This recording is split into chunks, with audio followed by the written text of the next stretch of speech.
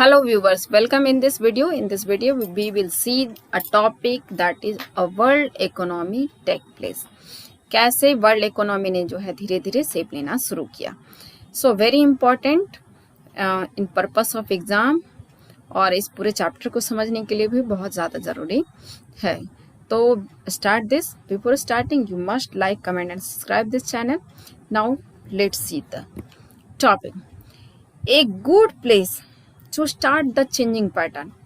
अगर हम देखेंगे कि जो पैटर्न चेंज हो रहा था उसमें सबसे अच्छा एग्जाम्पल क्या है, तो हम ले सकते हैं फूड प्रोडक्शन और consumption in industrial Europe. Europe में इंडस्ट्री का स्टार्ट होना और फूड प्रोडक्शन का जो है वर्ल्ड के अदर पार्ट में बढ़ना, ये कैसे जो है एक दूसरे से रिलेटेड है. चलिए इसको रिलेट करते हैं. तो ट्रेडिशनली कंट्री लाइक जैसे कि सेल्फ सफिशिएंट होते हैं फूड में, आपको पता है, चाहे इंडिया हो चाहे कोई भी दूसरा कंट्री हो, स्टार्टिंग में जो है कम से कम इतना फूड तो उगा ही लेते हैं कि वहाँ के लोगों का जो है काम चल जाए. लेकिन 19th सेंचुरी के ब्रिटेन में जो सेल्फ सफिशिएंसी था फूड का, उसका मतलब पता है आपको क्या था? लोअर लिविंग स्टैंडर्ड और social conflict. Why was this so? क्यों?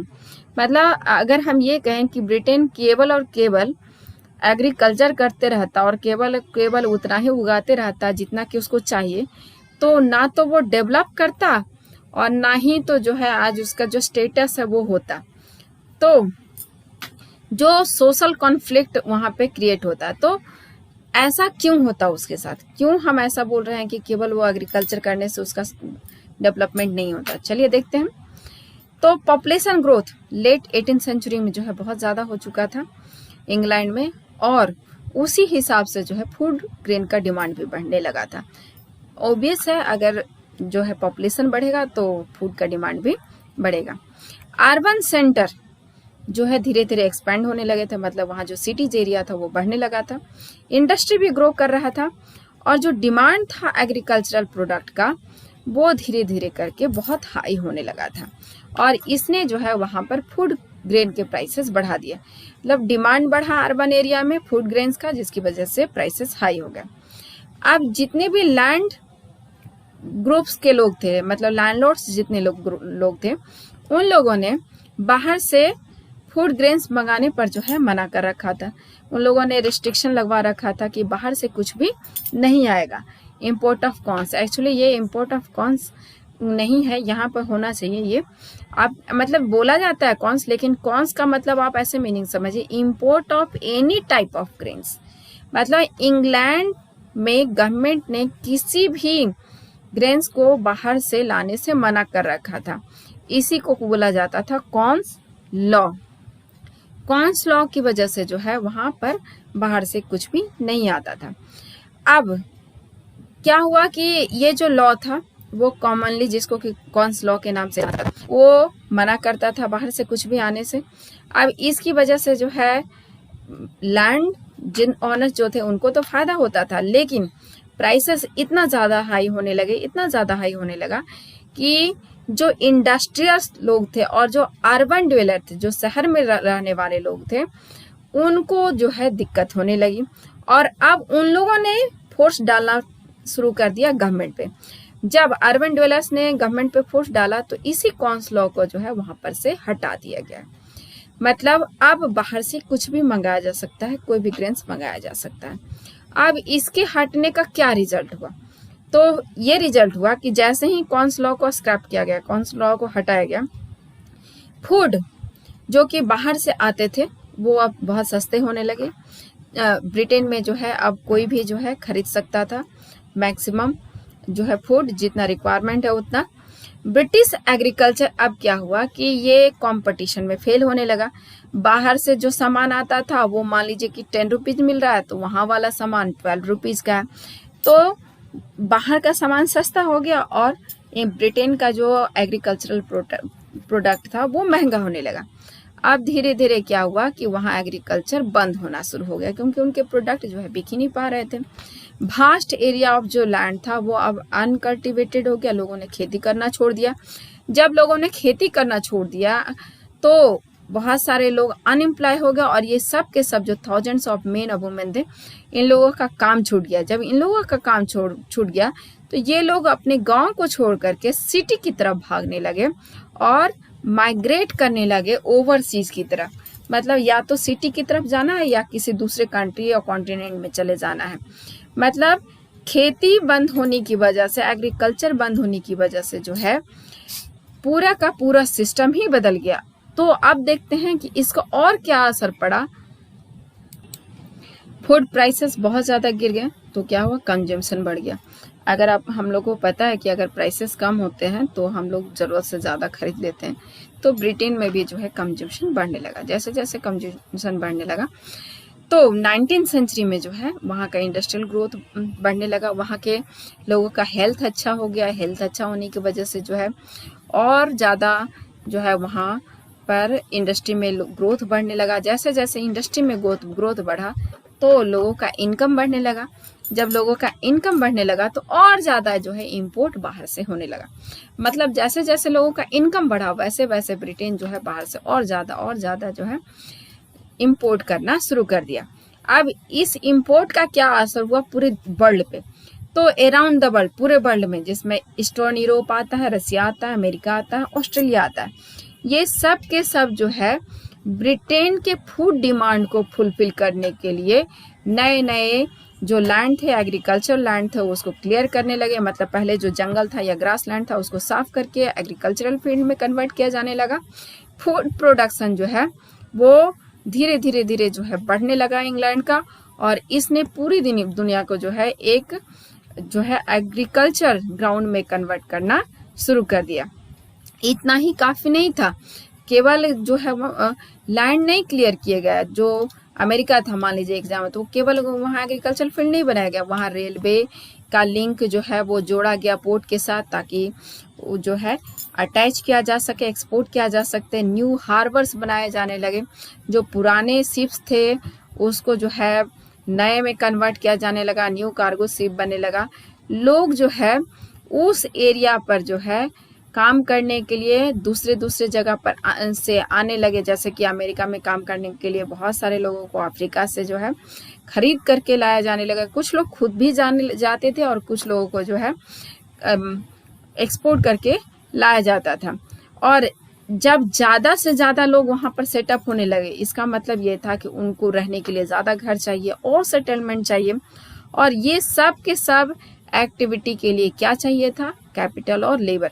मान लीजिए अमेरिका में ये सारे एक्टिविटीज हो रहा है, लोग आ रहे हैं, वहाँ खेती कर रहे हैं, वहाँ सब कुछ हो रहा है, रेलवे डेवलप कर रहा है। तो रेलवे डेवलप करने के लिए कैपिटल चाहिए और उसको बनाने के लिए लेबर चाहिए। तो ये कहाँ से आएगा, तो ये आना शुरू हो गया फाइनेंशियल सेंटर लंदन से।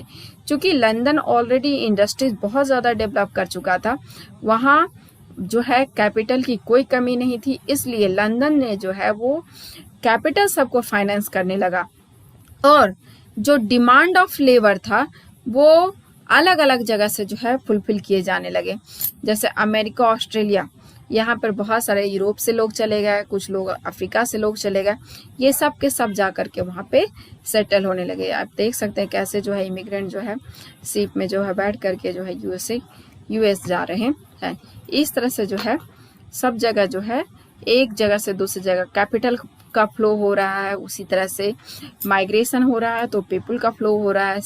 चूंकि सामान एक जगह से दूसरी जगह जा रहा है तो गुड्स का फ्लो हो रहा है। हम लोगों ने 3 फ्लो पढ़ा था जिसमें आप देख सकते हैं तीनों के एग्जाम्पल्स यहाँ पे।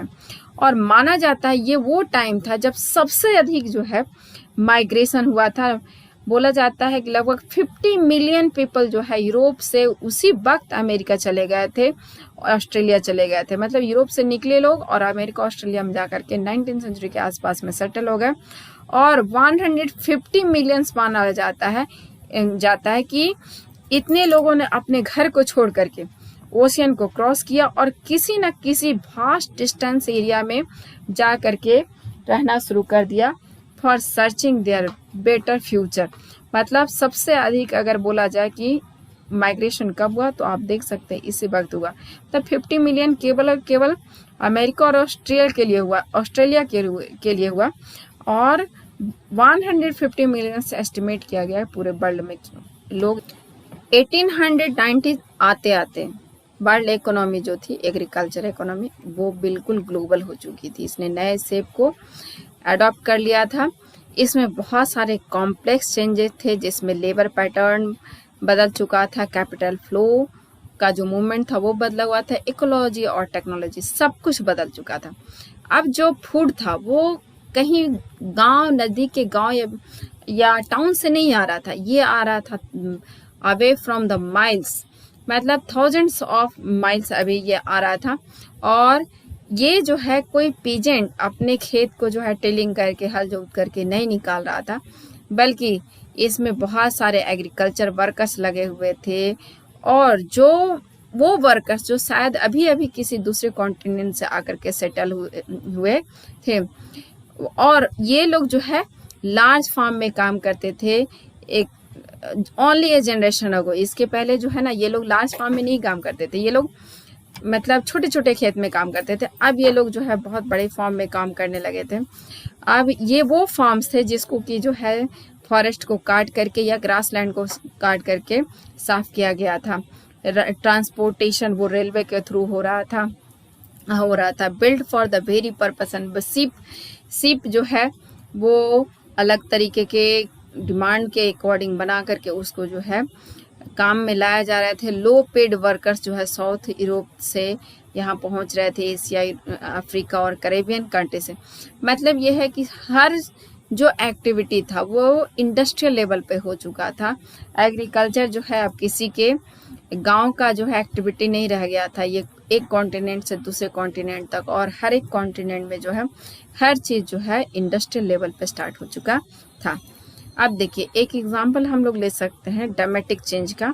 कहाँ? इंडिया का एक एग्जांपल लेते हैं जो पंजाब में हुआ। जब यहाँ पर ब्रिटिश गवर्नमेंट आई तो वो यहाँ पर मैक्सिमम जो है टैक्स कलेक्ट करना चाहती थी, और इसलिए इन्होंने जो है बहुत सारे एक्टिविटी किए थे।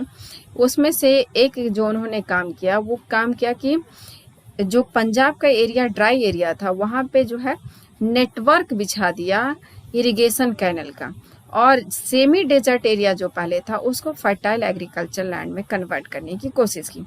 अब चूंकि वहाँ पर कैनल आ गया, इरिगेशन का जो है प्रॉब्लम सॉल्व हो गया, तो वहाँ पे वीट और कॉटन जो है अब ग्रो करने लगा। अब जितने भी कैनल्स थे उसके किनारे किनारे क्या हुआ कि बहुत सारे लोगों को जो कि आपको पंजाब के दूसरे पार्ट से आए थे, उन लोगों को ला करके सेटल कर दिया गया। सो इनको बोला गया कैनल कॉलोनीज।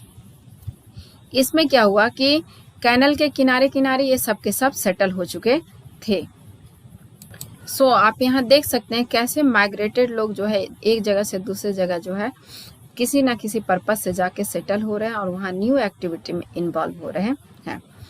फूड तो मात्र एक एग्जाम्पल है, हम लोग मान सकते हैं कि फूड एक मतलब बड़ा एग्जाम्पल है, लेकिन ये कहानी सिर्फ यहीं तक नहीं है। इसी तरह की कहानी जो है कॉटन के साथ भी है, जो कि पूरे वर्ल्ड में जो है एक्सपेंड हो चुका था। उस वक्त जो है ब्रिटिश टेक्सटाइल मिल काफ़ी फेमस था, और ब्रिटिश टेक्सटाइल मिल को जो है रॉ कॉटन अवेलेबल करवाने के लिए पूरे वर्ल्ड में जो है कल्टीवेशन चल रहा था। इसके अलावा रबर भी आप एक एग्जांपल ले सकते हैं हम लोग, जो कि स्पेशली एरिया में जो है ग्रो करता था। इसका प्रोडक्शन भी काफ़ी बढ़ने लगा था। 1820 से लेके 1914 के बीच जो है ट्रेड इतना ज़्यादा बढ़ चुका था, जो कि 25 टाइम्स से बढ़ करके 40 टाइम्स तक जा पहुंचा था। लगभग 60% जो ट्रेड था वो प्राइमरी ऑब्जेक्ट का ही था, जिसमें आप एग्रीकल्चरल प्रोडक्ट मान सकते हैं, जैसे बीट हो गया, कॉटन हो गया। इसके अलावा जो मिनरल्स थे उसमें आप कोल मान सकते हैं, आयरन मान सकते हैं। तो इन सब का ग्रोथ जो है पूरे वर्ल्ड लेवल पे हुआ था, और इनका सेंटर आप समझ सकते हैं इंग्लैंड से ये शुरू हुआ, जब वहाँ पर इंडस्ट्रियल रेवोल्यूशन हुआ, फिर बाद में जो है पूरे यूरोप में जो है बढ़ने लगा, और इसने जो है पूरा सिनारियो बदल करके रख दिया।